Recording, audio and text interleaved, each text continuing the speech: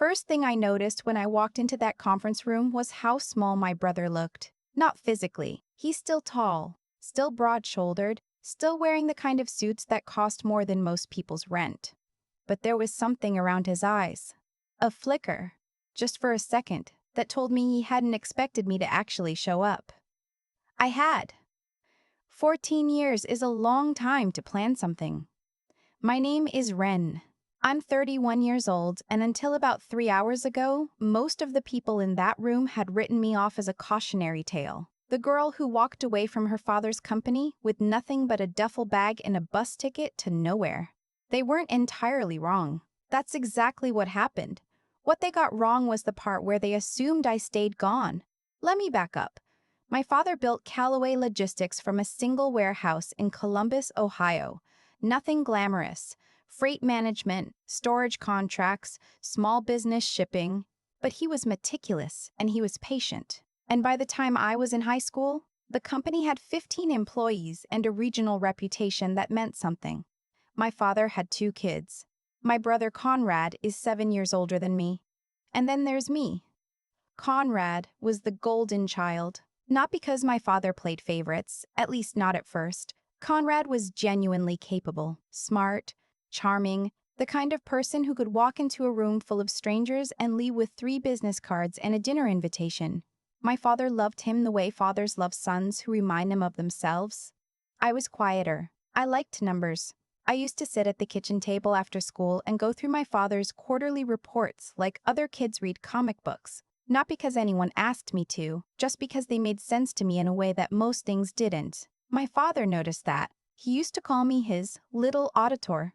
He said it like it was a compliment. My mother died when I was 15.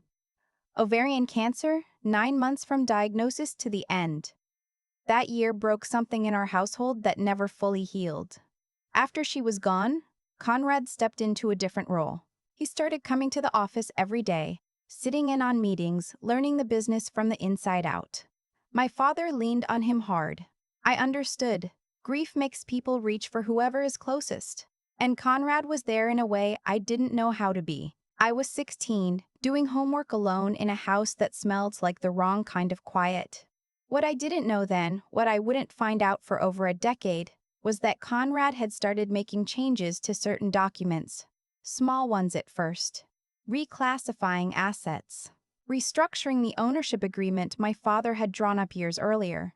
The one that listed both of us as equal inheritors of the company. By the time I was 18 and asking my father about my future role in the business, the document Conrad showed him said something different than what my father thought he'd signed.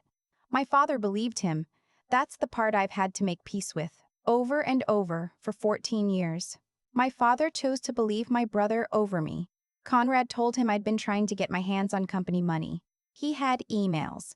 I still don't know how he manufactured them, but they looked real enough. He had a signature on a request form I had never seen. He had a story that was specific and confident, and delivered with the kind of calm that only comes from practice. My father didn't yell. He never yelled. He just looked at me across the kitchen table with this expression I'd never seen before. Not anger exactly, more like a door closing. And he said, "I think it would be better if you found somewhere else to stay." I was 18. I had $340 in a savings account and a car that needed new brakes. I left. The first year was the kind of hard that doesn't make for good storytelling. There's nothing interesting about a couch in Dayton that belonged to a friend of a friend, or picking up double shifts at a diner where the manager paid 2 of us off the books to avoid overtime paperwork. There's nothing cinematic about crying in a car in a Walmart parking lot at 11 at night because you did the math and your math was wrong. I'm not telling you about that year because I want sympathy. I'm telling you because I need you to understand what I built after it. I got my GED. Then I got a full scholarship to Ohio State. Accounting, because the thing I was good at had never changed, even when everything else did. I graduated in 3 years, not 4, because I was working 30 hours a week and had no patience for courses I could test out of. I got a job at a mid-sized firm in Cincinnati, and then a better one in Chicago. And then I spent 4 years building exactly the kind of expertise that, it turned out, would matter. I became a forensic accountant. I know. I didn't plan it that way, exactly. But somewhere around my second year of undergrad, sitting in a fraud examination seminar, I realized that what my brother had done to those documents had a name. It had a methodology. And more importantly, it had a paper trail. Because fraud always does, if you know where to look and you have enough time. I had both. I want to be clear about something. I did not spend 14 years consumed by this. I built a life. A real one. I have an apartment in Lincoln Park that I love. I have friends who matter to me. 2 years ago, I started dating someone. His name is Barrett, and he's a civil litigator, which will become relevant shortly. And somewhere in the middle of our third date, sitting at a bar in Wicker Park, I told him the whole story. Every detail. He didn't flinch. He just said, "Walk me through exactly what he changed." I told you he would become relevant. My father had a stroke 14 months ago. Not fatal. He recovered most of his speech and about 70% of the function in his right hand. But it scared him. It scared him the way only genuine proximity to death can scare a person. And it made him want to tie up loose ends. He reached out to me through my aunt, his sister, Phyllis, who is 70 years old and has the energy of a woman who has been done with everyone's drama since approximately 1987. She called me on a Tuesday morning and said, "Your father is asking for you. I'm not going to tell you what to do. I'm just passing the message." I didn't call him back right away. I sat with it for 2 weeks. I talked to Barrett. I talked to my therapist. I went for a lot of long runs along the lakefront and had a number of one-sided arguments with the Chicago skyline.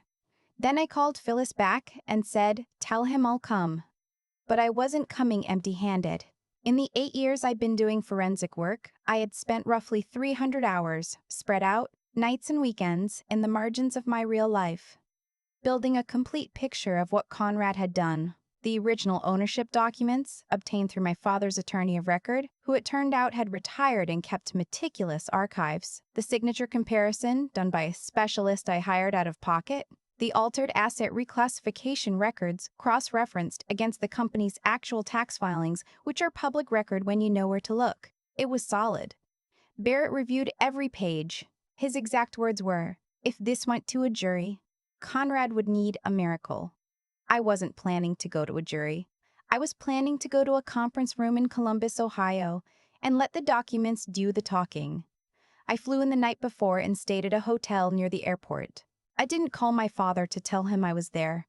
I didn't want a dinner. I didn't want a preamble. I wanted one room and one conversation with everything laid out on a table.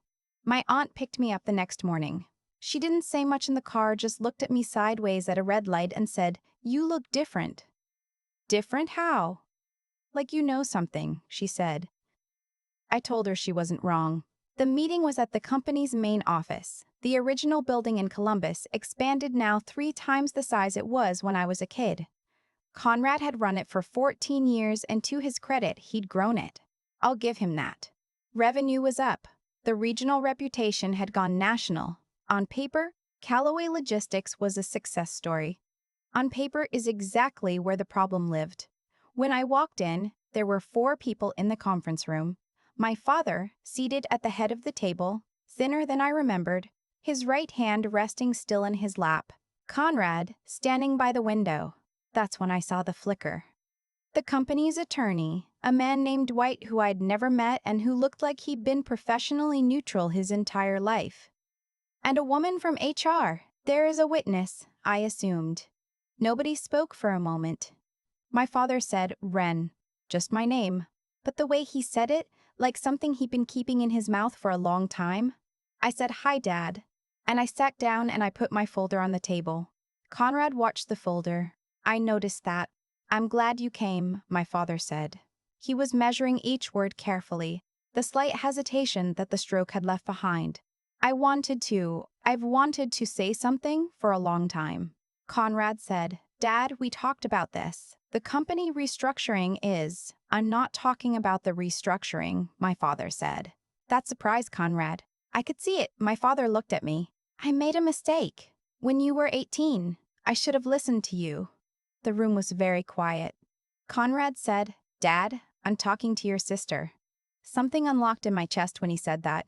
Just slightly, just enough. I said, I appreciate that. And I need you to understand something, because what I'm about to show you isn't about relitigating the past. It's about the present. It's about what the company actually is and who it actually belongs to. I opened the folder. I walked them through it the way I'd walked through 100 fraud cases in my professional life. Methodically, without emotion in my voice. Starting with what the original ownership document said and moving forward in time to show exactly where and how it had been altered. I had comparison pages side by side. I had the signature analysis.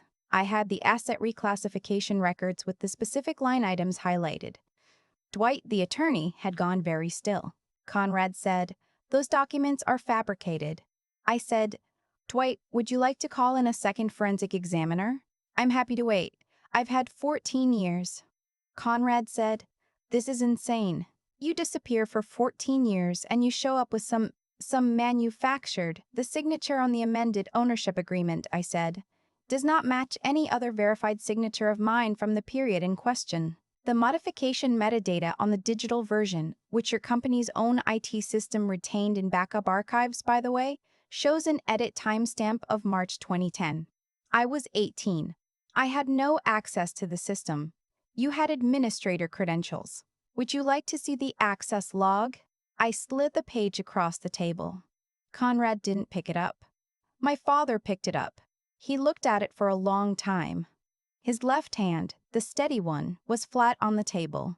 He looked at it the way you look at something you already suspected was true, but had been hoping wasn't. He said, "Conrad." Not a question, just the name. Conrad said, "Dad, she's been building this case for years. She came here to destroy the company." I said, "I came here because my father asked me to. And I came prepared because the last time I trusted a room in this family without documentation, I ended up living out of a car." My father set the paper down. He looked at his son. Whatever passed between them in that look, I don't know the full content of it. I'm not sure I ever will. But Conrad's jaw did something complicated, and then the professional composure he'd been maintaining cracked. Just slightly, around the edges. Here's what happened next, and I want to tell it plainly. My father asked Dwight to step outside with Conrad. They were gone for 22 minutes. I sat with my Aunt Phyllis, who had come in somewhere around the document presentation and positioned herself against the wall with her arms crossed, like a woman who had been waiting for exactly this for a very long time. She didn't say anything. She just reached across and put her hand over mine for a few seconds. When Conrad and Dwight came back in, Conrad's face had done something I'd never seen it do before. It had gone flat. Not the performed calm of earlier. Something real and inward and, I think, frightened. Dwight said that in light of the evidence presented, the company's legal team would need time to conduct a full internal review. He said there were significant questions about the chain of custody of the original ownership documents. He said, and here he paused and looked at Conrad rather than at me, that any restructuring or transfer of assets pending review would be frozen immediately. Conrad said nothing. My father said, "Ren, I want you to know that whatever the review finds," "Dad," I said, "I don't want the company."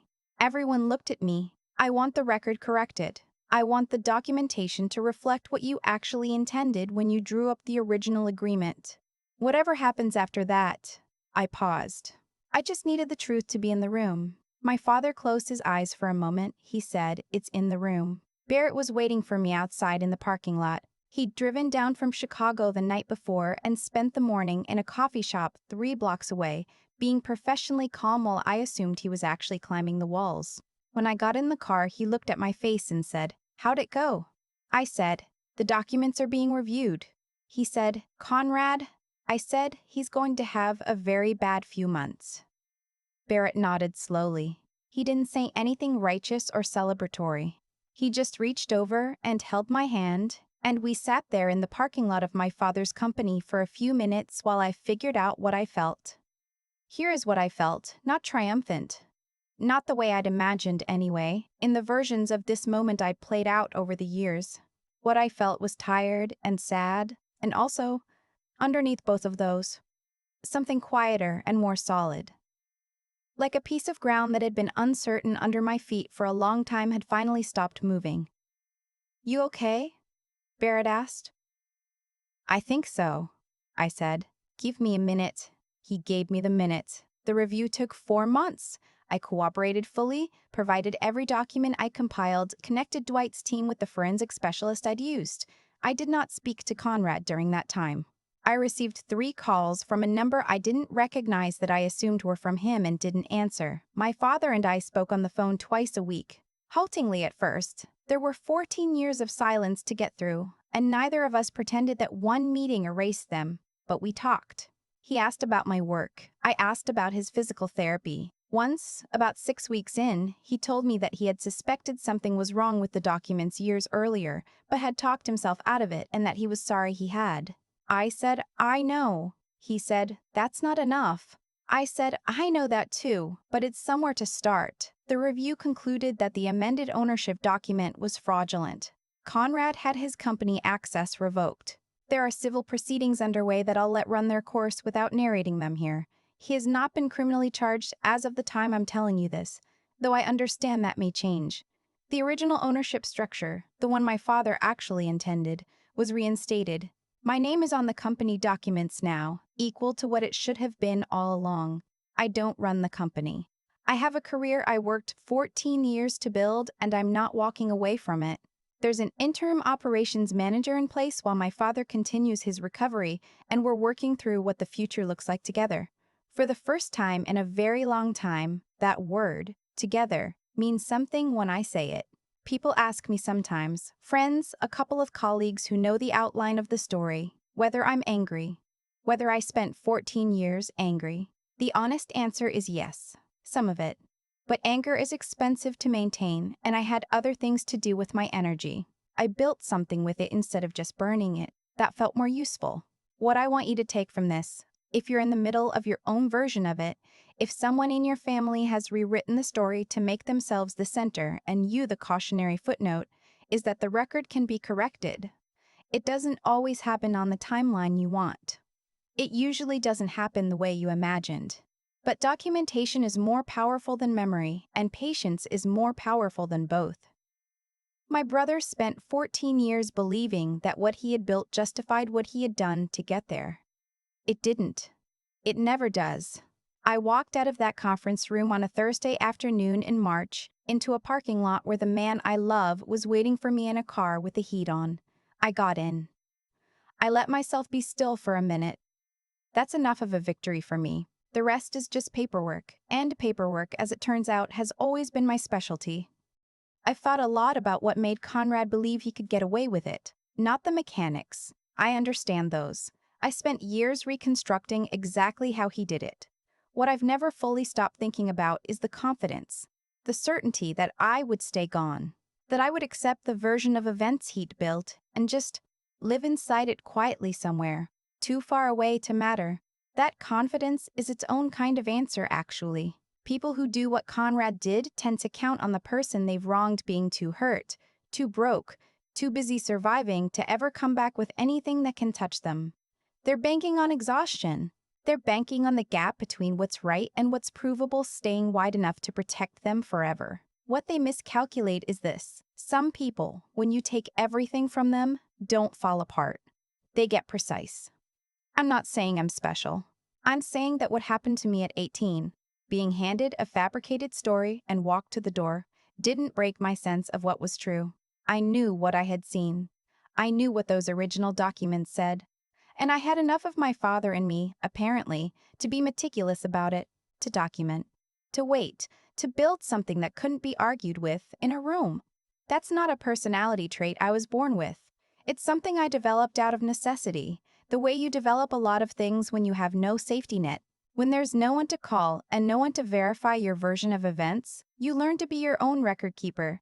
You learn that the truth doesn't defend itself. You have to carry it and maintain it and be ready to lay it on a table at the right moment. The right moment took 14 years. I won't pretend that was easy or that I spent those years at peace with it. I didn't. There were nights, especially early on, when the unfairness of it felt physical, like something sitting on my chest.